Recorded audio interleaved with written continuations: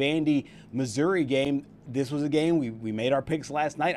Or yesterday after the show, and I said I just did not see a world where Vandy would lose this game, but Jaden Stone and company made sure they did. Yeah, and you could see where it says right there, huge resume boosting win, because Missouri in the latest bracketology, at least from Joe Lunardi over there at ESPN, they're the last team in the tournament. Yes. And obviously, whenever you beat a ranked team, when you're the quote-unquote last team in the tournament, that's going to help you a ton. Right. And again, the work's not over. You still got to win some of these games. But I almost feel like they are almost like Alabama in the sense where they've been kind of dealing with the injury bug here a little bit. Mark Mitchell's availability has been in question sometimes. Jaden Stone, I mean, he didn't play last year at West Virginia for reasons not made public.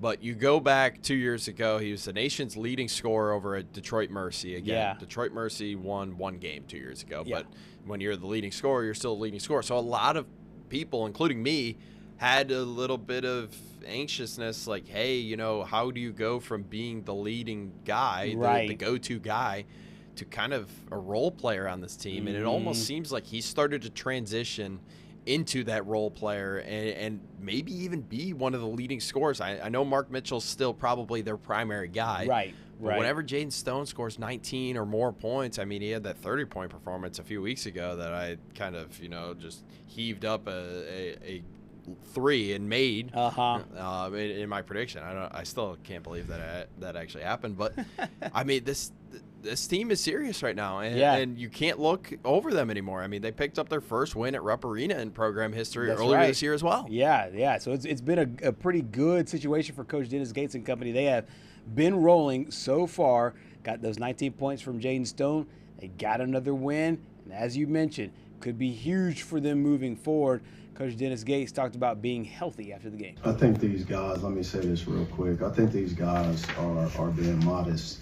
Our season changes because they're healthy. It's just what it is. And that's the headline.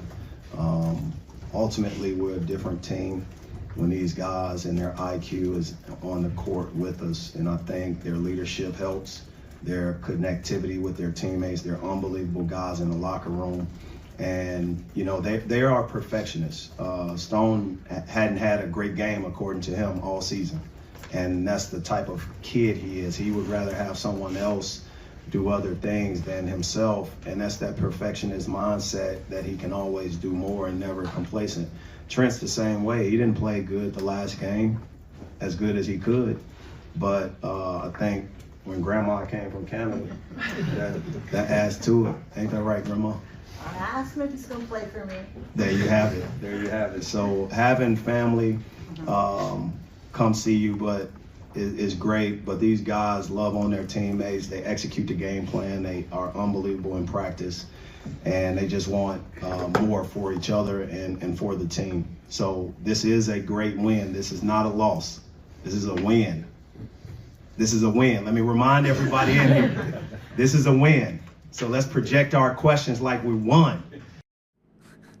It feels a little bit to me, and I'm the name of the football coach is slipping my mind. I think it might have been Mike Elko when he was fielding questions, and it's like, hey, let's remember we won the game. Like let's not be all. That is so Mike Elko. Type. So like down in the press, quote unquote. I mean, I'm using that very loosely. What I find interesting now in the SEC standings, because Missouri beat Vandy, both teams are now 8-5 in the SEC. Yeah. Texas A&M is also 8-5. Texas is also 8-5. Log jam. Kentucky is 8-5. All those teams right now, like you mentioned, in a log jam. So these games against each other will be huge because these will help settle those tiebreakers down the road. I think if you're Missouri, you got to feel good about yourself, but you probably need to put together a little bit more. But getting that win over those 8-5 teams really helps. Yeah, and again, the work's not done for Missouri. Just because you won a game against a ranked opponent doesn't mean you're automatically in right now. Now, with that being said, as long as they win more games than they lose down the stretch, I think they'll be comfortably in, probably as that 8, 9, maybe even a 10 seed. But they'd be a dangerous 10 seed, especially when Jaden Stone's on. One of those 10 seeds that could end up making a Cinderella run in the tournament. But again, you just got to keep your foot on the pedal here as you go down the stretch, and it's really tough to see what is going on there for Mark Byington and company. Right. Final thing before we go, let's touch on Vanderbilt for a second. I don't think it's panic time, but they do have some really eyebrow-raising losses so far this season. I just some of these teams, especially Oklahoma, I think that people would have thought that the Missouri game would have been theirs as well. It just seems to me that this is they're sitting on shaky ground as it relates to being one of the elites. They're obviously in the tournament. I think they're a good basketball team.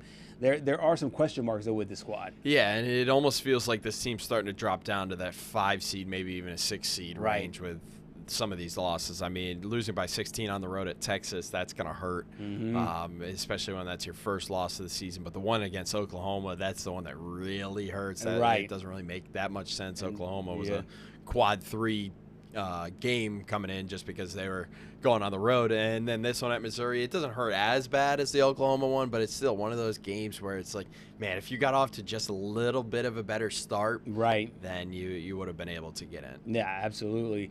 Tyler Tanner was great in the game as well. He scored 27 points there in the matchup.